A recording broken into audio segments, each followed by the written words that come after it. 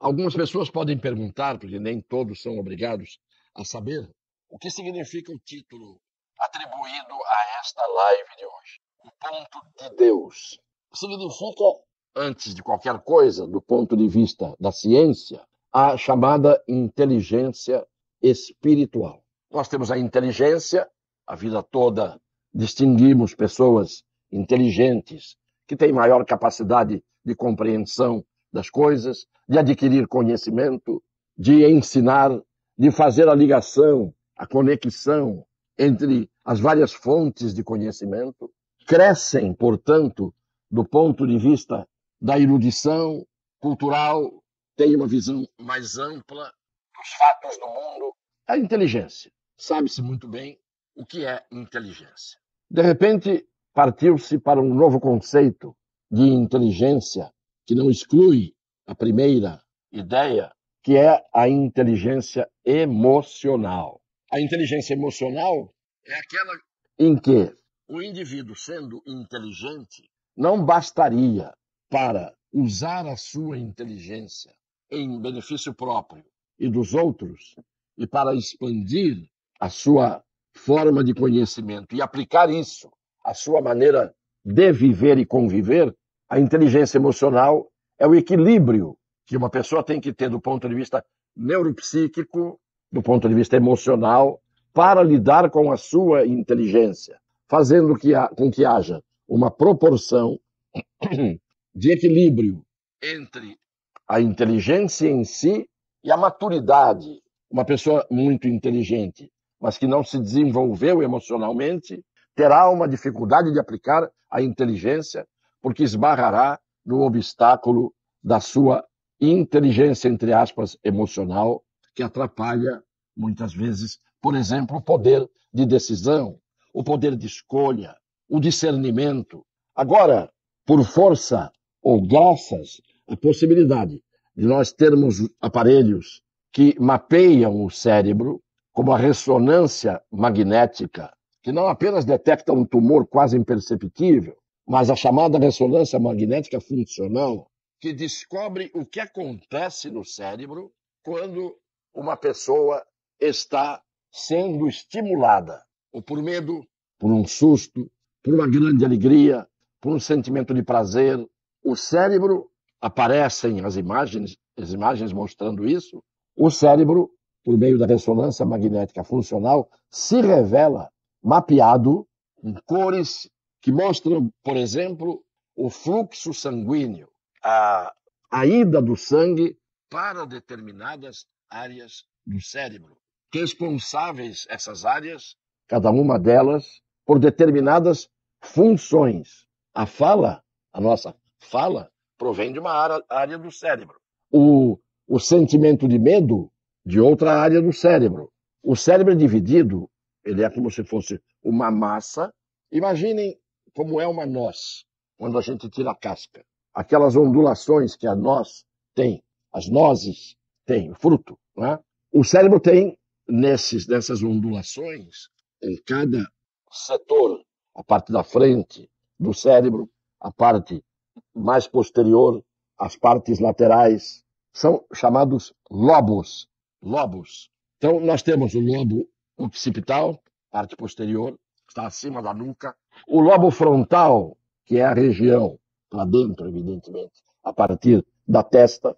Os lobos temporais, que são dois, que começam aqui, logo depois do frontal, e vão para os dois lados, são os lobos temporais.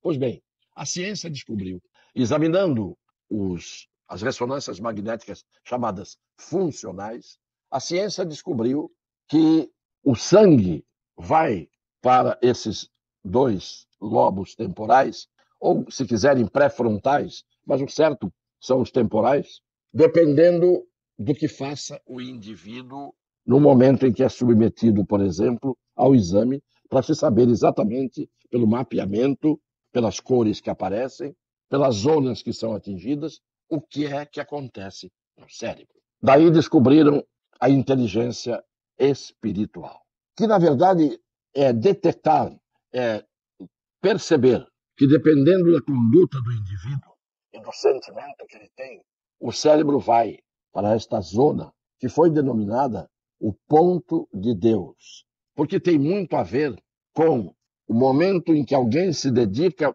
de forma verdadeira, sentindo, a pessoa se dedica à oração, a uma prece.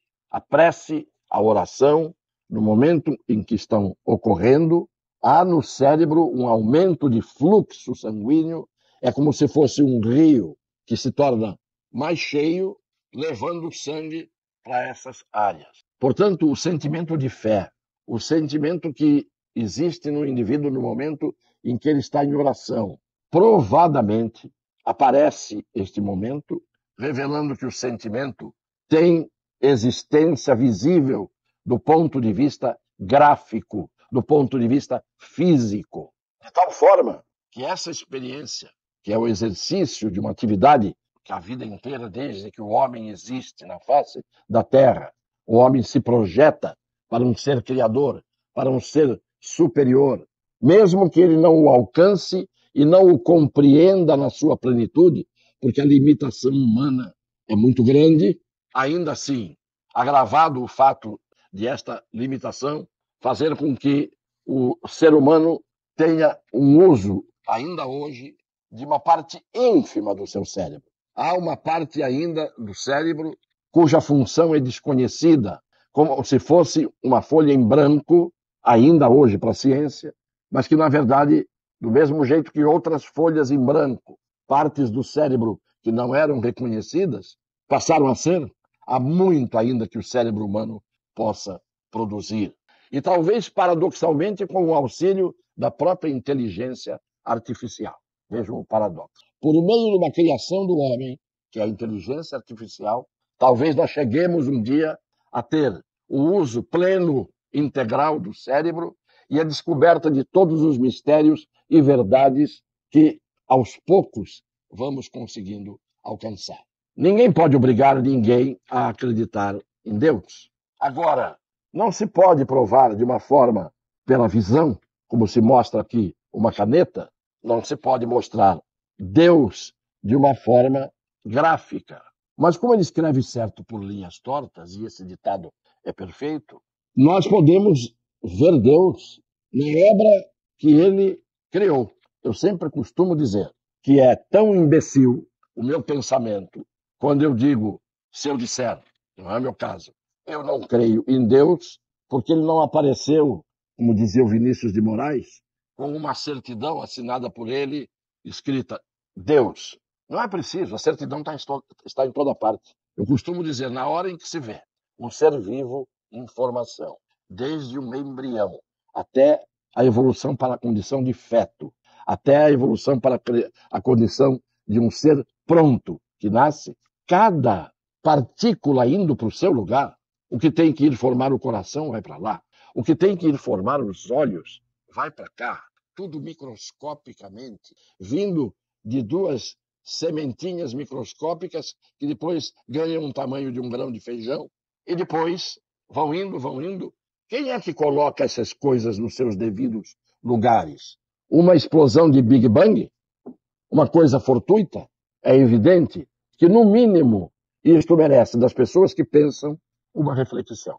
E aí é que entra a inteligência, ponto 1, a inteligência emocional, ponto 2, e esta inteligência, chamada hoje de espiritual, que, pela condição gráfica, pelo mapeamento do cérebro, por aquilo que se está vendo acontecer, mostra que estas pessoas, dotadas de uma inteligência espiritual, essas pessoas que falam com este ser superior, num diálogo que parece ser apenas unilateral, em oração, está sendo sinalizado neste cérebro que o Criador fez, que quem está falando está tendo uma demonstração física do que ele está fazendo, e é evidente que a oração pode atingir até pessoas que, estando doentes, em coma, em um lugar distante, podem ser beneficiadas, porque isto já foi provado por exames também de ressonância magnética, nos cérebros dos doentes que estão acusando que recebem algo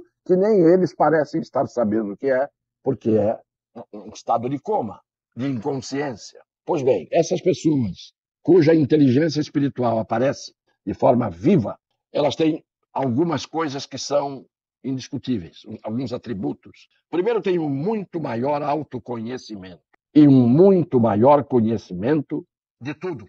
Segundo, são pessoas que são conduzidas por algum vetor, alguma força que é especial. Elas não se deixam arrastar por qualquer tipo de condutor.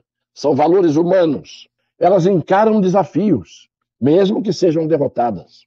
Elas têm a visão do todo integral, mas percebem cada unidade.